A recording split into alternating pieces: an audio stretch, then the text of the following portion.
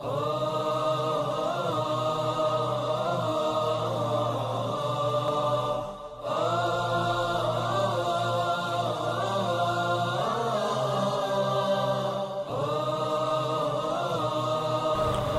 اللہ الرحمن الرحیم۔ آج ایک نئے موضوع پر میں بات کروں گا۔ صدر پاکستان جناب رفیق تارڑ صاحب، جن کا ابھی حال ہی میں 7 مارچ 2022 کو انتقال ہوا ہے، پاکستان کے مملکت خداداد پاکستان اسلام کے نام پر، کلمہ شہادت کے نام پر بننے والے واحد اسلامی ملک پاکستان کا اسلامی صدر یا باشرہ صدر گزرے ہیں۔ صدر محمد رفیق تارڑ صاحب وہ خوش نصیب انسان ہے کہ جس کو اس باشرہ کیفیت اور باشرہ شکل میں اس اعلیٰ عہدے تک، جو کہ پاکستان کی تاریخ میں یا پاکستان کے مراتب میں سب سے اعلیٰ مرتبہ ہے، صدر مملکت، اس باشرہ شکل میں اس اعلیٰ مرتبے تک اور اعلیٰ مقام تک وہ پہنچے ہیں اور اس پہ فائز رہے ہیں۔ 1 جنوری 1998 سے لے کر جون 2001 تک پاکستان کے نویں صدر کی شکل میں آپ اس کرسی پر فائز رہے ہیں۔ آپ کی پیدائش 2 نومبر 1929 کی ہے۔ آپ پاکستان کے شہر گوجرانوالا میں پیدا ہوئے اور اپنی تعلیم کے مختلف مراحل سے گزرتے گزرتے آپ نے وکالت کا پیشہ اختیار کیا اور 6 مارچ 1989 سے لے کر 1991 تک لاہور ہائی کورٹ کے 28ویں چیف جسٹس کی حیثیت سے آپ نے کرسی سنبھالی۔ پھر 1 جنوری 1991 سے لے کر 1 نومبر 1994 تک آپ اسلام آباد سپریم کورٹ کے جج رہے اور 1997 میں آپ پاکستان کی سینٹ کے رکن منتخب ہوئے اور 1998 میں آپ صدر مملکت پاکستان منتخب ہوئے۔ بظاہر تو ہمارے بہت سے نئی تعلیم یافتہ لوگوں کے ذہن میں شاید یہ بات بیٹھی ہے کہ ہم اگر اس دنیاوی تعلیم کے مراحل طے کرتے کرتے شریعت کے ساتھ بھی زندگی گزاریں، باشرہ ہو کر ہم اللہ اور اللہ کے رسول کے فرمان بردار ہو کر زندگی گزاریں، تو یہ چیز شاید ہمارے دنیاوی راستے میں کوئی رکاوٹ بنے گی۔ تو ان تمام لوگوں کے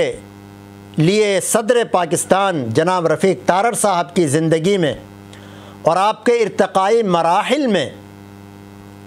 یہ چیز کھلم کھلا اور واضح طور پر سامنے آئی کہ دنیا کی کوئی چیز ایسی نہیں ہے جو شریعت کے راستے میں رکاوٹ بنے۔ داڑھی والا ہونا، باشرہ ہونا، سنت کا متبع ہونا، یہ اللہ کی ایک نعمت ہے۔ یہ دنیاوی کسی بھی اعلیٰ سے اعلیٰ منصب کے لیے رکاوٹ نہیں ہے۔ ہمارے ذہنوں میں یہ بیٹھی ہوئی ہے بات کہ اگر ہم دنیاوی تعلیم حاصل کرتے کرتے باشرہ بھی ہم ہو جائیں، 5 وقتہ نماز کے پابند بھی ہو جائیں، اپنی زبان کا بھی ہم حفاظت کریں غلط گوئی اور فضول گوئی اور ان کاموں سے، اور اسی طرح ہم بہت سی خرافات سے بچ جائیں تو یہ چیز ہمارے راستے میں رکاوٹ نہیں بنے گی۔ جبکہ ہمارے بہت سے نوجوانوں کے ذہن میں شاید یہ بات بیٹھی ہوئی ہے کہ ہم داڑھی رکھیں گے تو ترقی نہیں کر سکیں گے، داڑھی رکھیں گے تو وزیر اعظم نہیں بن سکیں گے، داڑھی رکھیں گے تو صدر نہیں بن سکیں گے۔ وزیر اعظم کے عہدے پر اگرچہ آج تک کوئی باشرہ وزیر اعظم نہیں آیا ہے، اللہ کرے کہ ایسی کوئی مستقبل میں کوئی صورت پیدا ہو جائے کہ کم از کم اسلامی نام پر بننے والی مملکت خداداد پاکستان کا وزیر اعظم بھی باشرہ ہو۔ ممکن ہے، کیونکہ اس ملک کا لا جو ہے وہ قرآن و حدیث اور فقہ حنفی ہے، اس کا دستور و منشور یہی ہے۔ تو ہونا تو یہ چاہیے کہ کوئی بہترین عالم اس کا وزیر اعظم ہو، بہترین عالم اس کا چیف آف آرمی اسٹاف ہو، بہترین عالم اس کا صدر ہو، ہونا تو یہ چاہیے۔ لیکن افسوس کہ لارڈ میکالے جو ہمیں نظام تعلیم دے کر گیا تھا،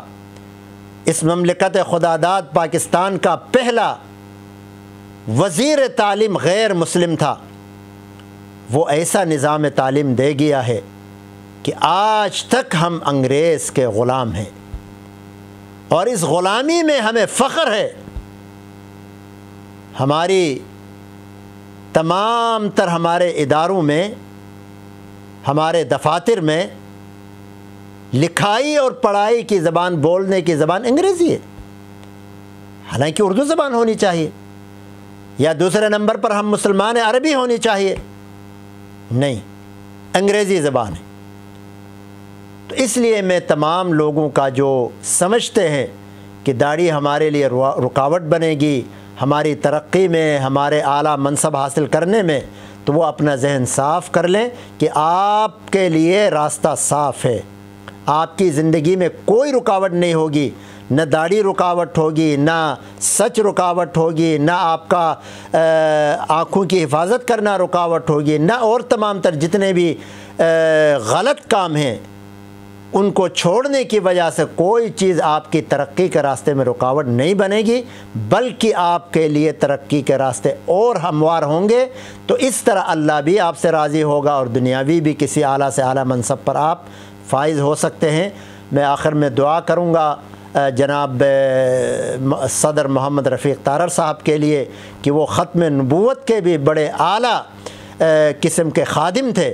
بڑے مجاہد تھے۔ اللہ تعالیٰ ان کی قربانیوں کو قبول فرمائے، اللہ تعالیٰ ان کے درجات کو بلند فرمائے، اللہ تعالیٰ ان کے پسماندگان کو، ان کی اولاد کو، بیٹوں کو، بیٹیوں کو، جو بھی ان کے پسماندگان ہیں، اللہ تعالیٰ ان سب کو صبر جمیل عطا فرمائے۔